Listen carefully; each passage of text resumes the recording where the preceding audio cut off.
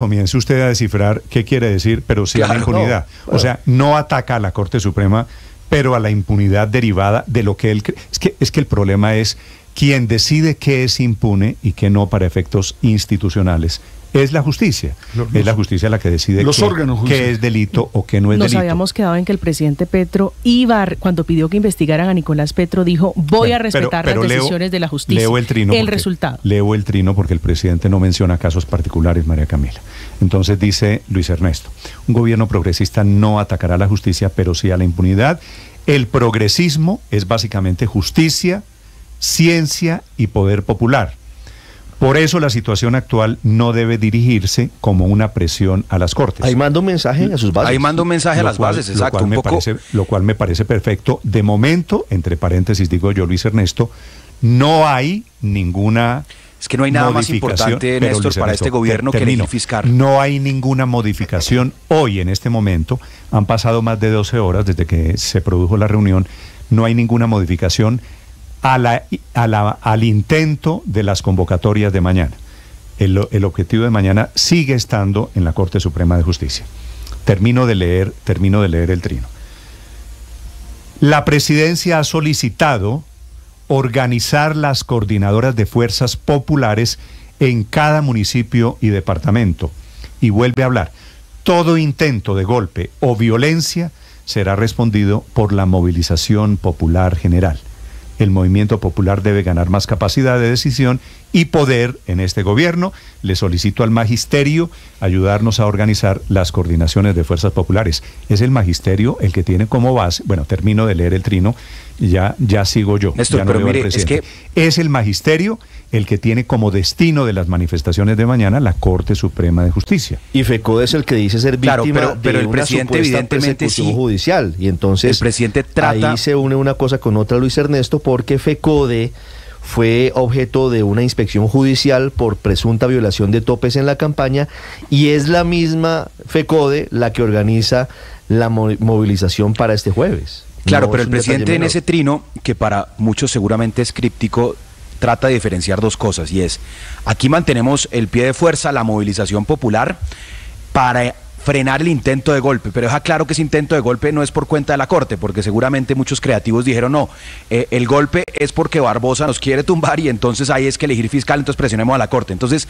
no sé si eso lo entiende la gente, pero en principio ese es el objetivo del presidente, es decir, nos mantenemos en pie de lucha, pero no para presionar a la Corte, sino para pues mantener la agitación. Y es que, Néstor, yo creo que esto está relacionado con muchas otras decisiones del gobierno. El presidente tomó la decisión en los recientes nombramientos que ha hecho en las superintendencias, en la agencia de tierras, de atrincherarse en sus sectores ideológicos de siempre. Si usted lee todo el trino del presidente Petro, al final es no, pero sí. A mí no me parece críptico, pues a mí me parece clarísimo. Le está dando la orden a los 300.000 maestros del magisterio para que salgan a coordinar ellos lo que él denomina la expresión popular, que es la presión a la Corte. O sea, yo creo que de críptico no tiene nada, lo que es clarísimo.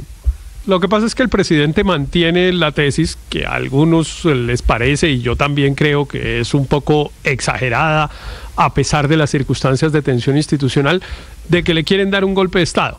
Y pues él está convencido de eso. El presidente siempre ha tenido una actitud de desconfianza enorme. Si se quiere, no me gusta usar esta palabra, pero un poco paranoica, digamos, que además es incluso fruto de su historia de vida. Digamos, cuando uno tiene la historia de vida que tiene Gustavo Petro, pues ha sido siempre de desconfianza y de que alguien lo quiere matar, como efectivamente lo han querido matar y tal. El presidente, por tener la historia de vida que tiene, debería representar mejor que nadie las instituciones, porque son las instituciones las que le permitieron regresar a la vida civil y ser el presidente constitucional de Colombia. Lo que digo es que él mantiene la idea de que lo quieren tumbar, de que lo quieren tumbar y de que lo quieren hacer por medios no institucionales, etcétera. Y yo creo que es una exageración. Yo creo que el presidente, como yo lo he dicho aquí varias veces, creo que el presidente tiene razón en el sentido de que evidentemente el fiscal general de la Nación ha usado abusivamente su poder y que lo ha querido usar para menguar el poder presidencial, etcétera, etcétera. Todo eso es cierto, pero el presidente le da un alcance que yo creo que no tiene y que es el que a mí me parece que a la mayoría de los ciudadanos colombianos también les parece como salido de tono. Cuando el presidente empieza a hablar de esta manera como está hablando ahí, pues el ciudadano claramente se pregunta, ¿este señor de qué está hablando? A mí ayer, por ejemplo, mucha gente me mandó ese trino en varios grupos en los que formo parte, y todo el mundo decía, ¿y por qué dice semejante cantidad de cosas? La gente no percibe que estemos en una situación como la que el presidente Petro describe. Okay. Les pido, ya que estamos en este tema, ya que estoy contando, autorizado por el presidente de la Corte Suprema, estoy contando mi conversación de esta mañana con él, les pido su opinión a los oyentes, a los panelistas, sobre lo que está pasando. ¿La elección o el intento de elección será mañana?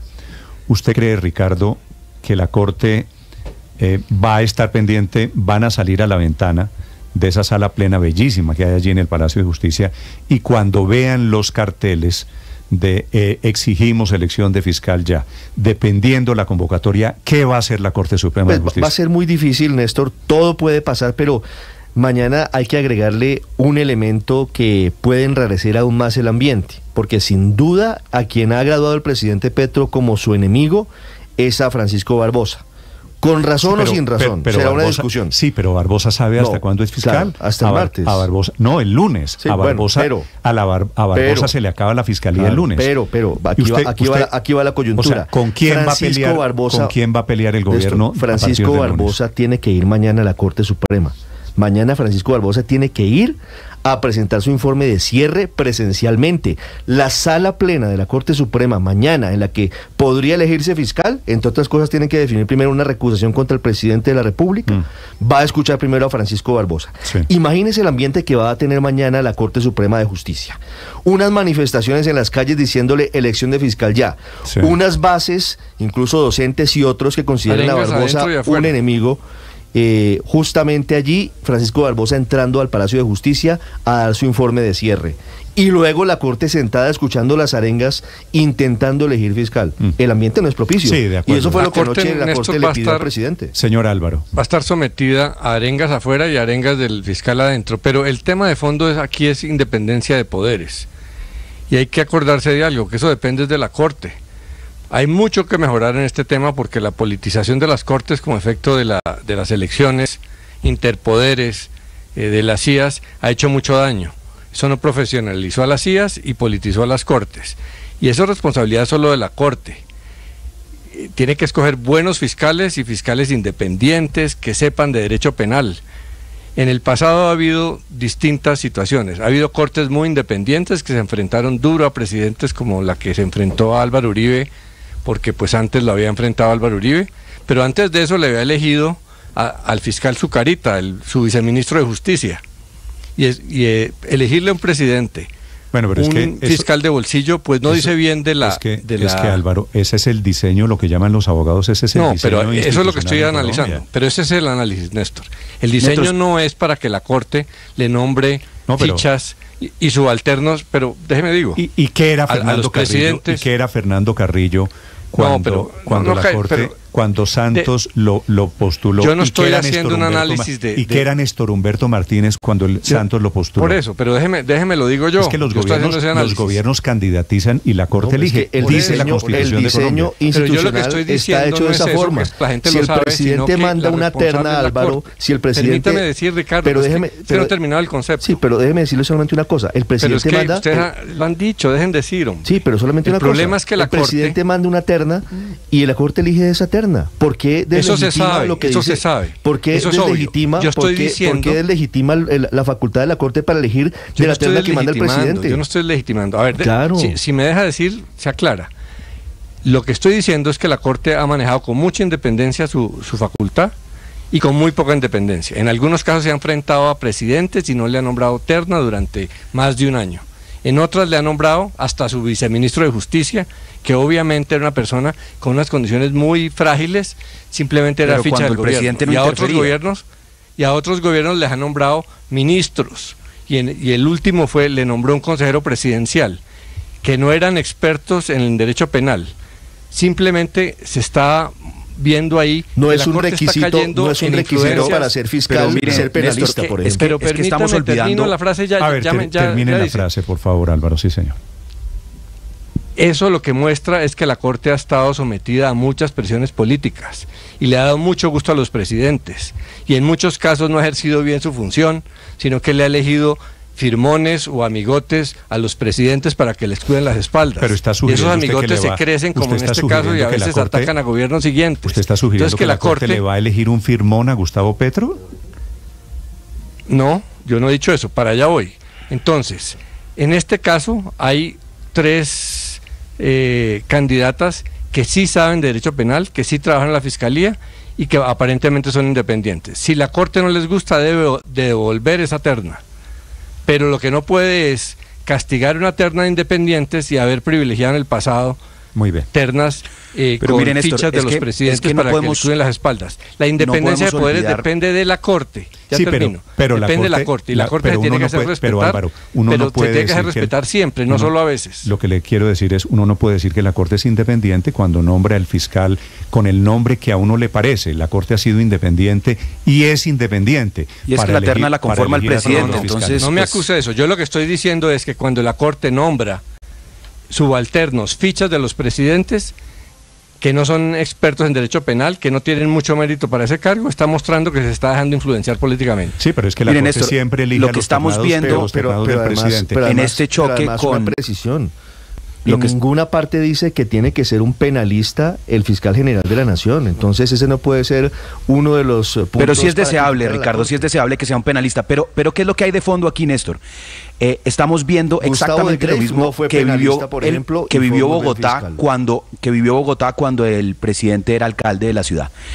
Al cabo de un par de años de su gobierno, las ejecutorias no eran lo que se esperaba, los avances en ejecución presupuestal, los avances en las distintas entidades no eran lo que esperaban, había muchos cambios de funcionarios, la gente empezaba a reclamar, pues, más que discursos, resultados, y le cayó del cielo un abusador del poder que era el procurador Alejandro Ordóñez, que lo destituye.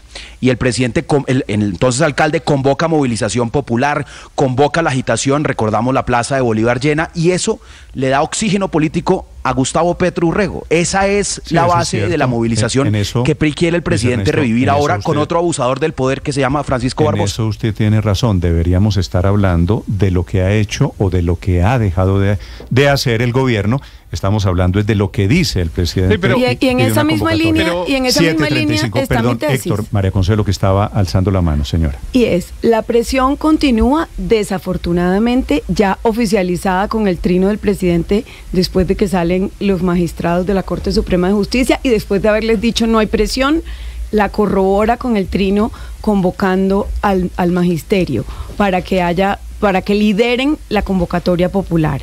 Y supuestamente la van a liderar para poder seguir generando división en Colombia. División porque él sigue con la tesis de que hay un golpe de Estado gestándose para victimizarse. Y victimizarse solamente para tapar sus falta de ejecutoria, su falta de resultados, sus promesas que siguen siendo promesas y ninguna realidad. Entonces ahí lo que hay es una cortina de humo con el supuesto golpe de Estado para victimizarse y generar más división en Colombia. En el trino de anoche, María Consuelo, el presidente Petro vuelve a hablar de golpe de Estado, ¿cierto? Sí, y de ahí... Y vuelve a hablar de violencia. Pregúntese cuál es la violencia a la que se refiere el presidente Gustavo Petro. La única violencia que yo veo es producto de los grupos armados que están metidos en el proceso de paz, entre otras cosas, promovido por el propio gobierno. Sí.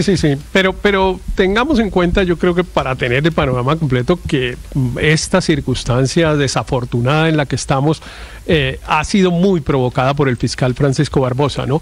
Es que el abuso del poder por parte del fiscal Barbosa ha generado unas dificultades y unas tensiones que nos tienen en una cosa en la que no deberíamos estar. Pero dicho eso, yo sí quisiera contradecir un poco a Álvaro en esta ocasión, porque a mí francamente no me parece bien que las decisiones yo no me sumaría nunca a la idea de que es que las cortes se han politizado, de que han tenido influencia política, que fueron condescendientes con tal y fueron condescendientes con tal otro, porque eso me parece que lo lleva a uno a que dependiendo si a uno le gusta el fiscal, respeta la decisión de la corte, y si no le gusta, no.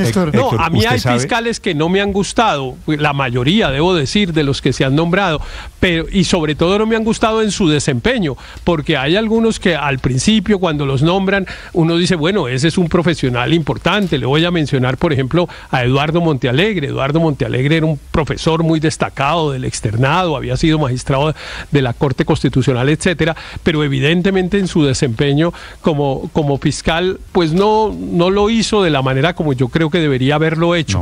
Pero a mí me parece que debemos seguir confiando en la independencia del Poder Judicial, que yo creo que es el mayor valor institucional que tiene este país. Le iba a decir pero volviendo al tema, que paradójicamente el discurso de que la Corte estaba politizada, usted recuerda de quién era, Ricardo, ¿no?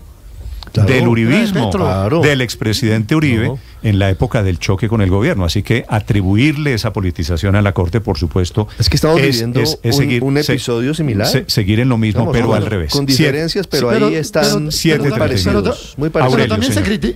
Pero también se le dijo cuando nombró a Néstor Humberto Martínez. Pero Néstor, volviendo al caso concreto, a mí me parece que a Petro lo atormenta una cosa más allá del famoso golpe blando. Son 3 posibles sanciones, detenciones y juicios. Uno a Nicolás Petro, otro a Euclides Torres y otro a Ricardo Roa. Esos son los 3 juicios que a Petro lo tienen atormentado y sobre los que yo creo que sí se hace presión sobre la justicia. Me llama la atención que, por ejemplo, el doctor Chaverra, que es un magistrado que merece todo el respeto, pues salga realmente inconforme a la reunión. Porque no, yo no he dicho que salió, Aurelio, yo no he dicho que salió inconforme de ninguna manera. No, pero esto no lo ha dicho usted, Néstor, pero en el ambiente queda, y fíjese usted que la interpretación que todo el mundo entonces aclaro para que no quede en el ambiente, el magistrado Chaverra no salió, no me dijo que hubiese ninguna inconformidad. Pero el trino ¿qué? El trino de Petro después de la reunión. Es que el trino de Petro es otra cosa diferente. Reunión, muy bien. La reunión, gracias presidente, gracias magistrado, nos damos la mano, tranquilos. Lo que pasa es que el trino de Petro es después de la reunión. El trino es parte de la reunión, es la conclusión que él saca de la reunión, que es seguirle metiendo presión. Yo insisto que el tema ni siquiera es la paranoia, ni siquiera es el golpe blando, es una justicia que está encima de 3 personas, se las vuelvo a nombrar, Nicolás Petro, Euclides Torres y Ricardo Roa. Es que Roa realmente está en la sin salida, y Nicolás Petro ni hablemos, la ex esposa le puso la soga al cuello, ¿sí? Y Euclides Torres se rehusó a ir al Consejo Nacional Electoral a declarar, pero están citados a la Corte Suprema, Aurelio. Están citados a la Corte Suprema Nicolás Petro y Euclides Torres para hablar del tema de Ahmed Escaf y de Pedro Flores, que los sindicó. Bueno, esos son los temas de fondo. Petro. A propósito esto es el tema de fondo. Aurelio, esto es lo que está gravitando. Petro, a propósito que de usted Nicolás menciona, hay noticia porque le pide a la Corte Suprema de Justicia que no tenga en cuenta lo que él le dijo a la Fiscalía. Sí, que no tenga en cuenta, Néstor, el interrogatorio, recuerde usted que le rindió a la Fiscalía el 2 de agosto del año pasado, después de que le imputaran cargos. Ese famoso interrogatorio que el país conoció, donde él dice, mi papá sí sabía. Dice Nicolás Petro que no autoriza el uso de ese interrogatorio y que no lo hizo bajo la gravedad de juramento, intentando, por supuesto, darle, digamos, menos herramientas a la Corte para que le pregunte sobre la plata de la financiación de la campaña. Es cierto, Aurelio tiene razón, ese es el tema de fondo. Nicolás, pregúntese si hay razones para investigar lo que dijo Nicolás, pregúntese si hay razones para investigar la campaña, pregúntese si hay razones para investigar o para acciones judiciales. Pero diciendo eso, Néstor, hay que ser absolutamente claros en algo adicional. Hoy en la Fiscalía, no hay una investigación formal ni en contra de Euclides Torres, ni Roa, ni en contra de Ricardo Roa. No han sido citados. Están adelantando una triangulación para mirar los estados contables y las cuentas bancarias. Por eso llamaría mucho la atención que se tomara una determinación de fondo frente a casos como el de Ricardo Roa si no ha terminado de adelantarse toda la tarea investigativa. Así que hay que permitir que los fiscales actúen de una manera tranquila, pero también que lo hagan de una forma desapasionada, sin tener en cuenta consideraciones políticas. Hace parte del gran ruido político. Aclaraciones sobre la reunión del presidente Petro con los magistrados de la Corte. El presidente de la Corte, el magistrado Chaverra, anoche en la Casa de Nariño. Son las 7 de la mañana, 42 minutos, ahora en Blue Radio. Estás escuchando Blue Radio.